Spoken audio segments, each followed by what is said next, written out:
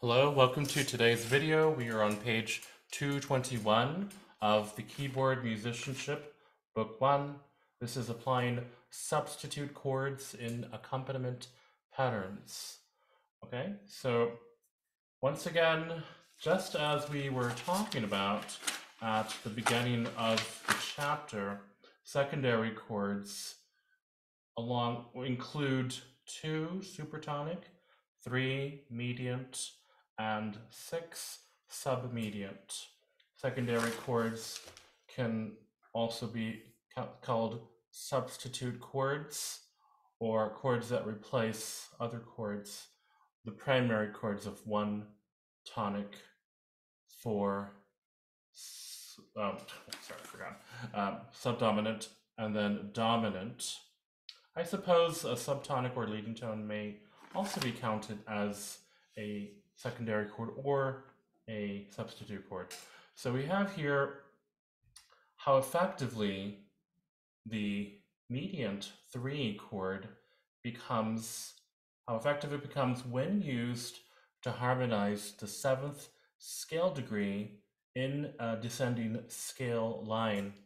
And when we talk about a descending scale line, well, let's actually take a look at this harmonization that we have there at the top of page number 221. And so we talk about the descending scale line. Let's take a look here. And use that one right there. So we have G to F to E to D, and this is our descending scale line.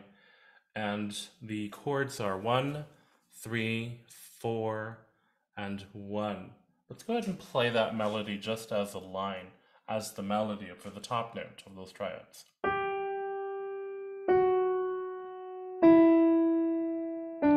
And when we talk about descending scale line, we are referring to the scale degrees of G major.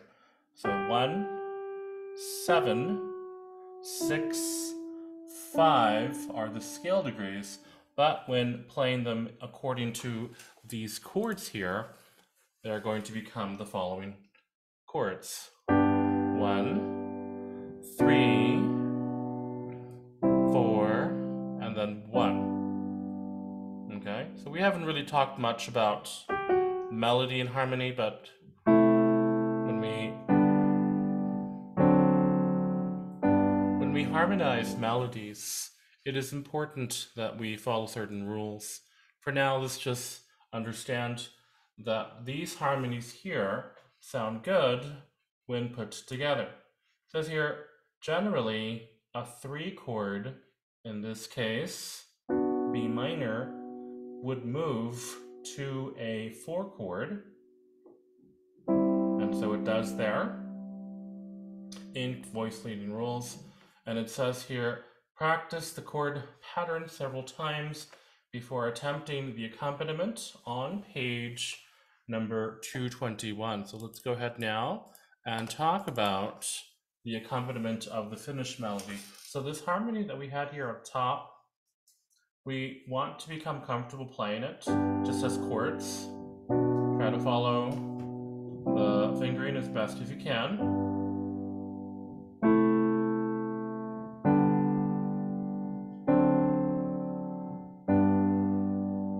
So that's the basic foundation when we create accompaniments.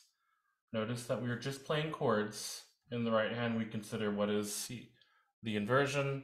When including the left hand note, the inversion becomes root position because it's a G. So please don't just play them as any random set of notes. Try to understand how these are created.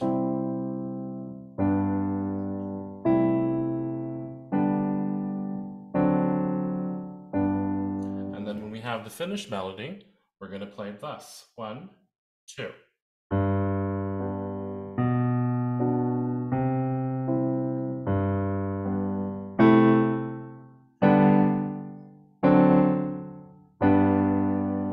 And so that's exactly what the harmony was in the top of the page.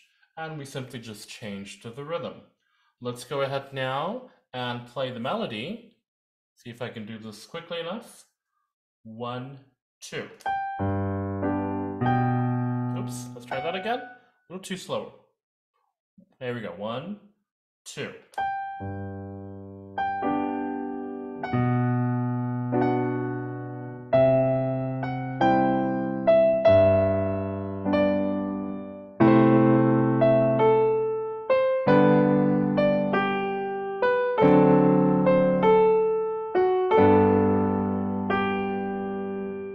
And please remember, when you are playing these quarter notes here on the bottom and you have the dotted 8th, 16th rhythm, don't let go early before they are done being played.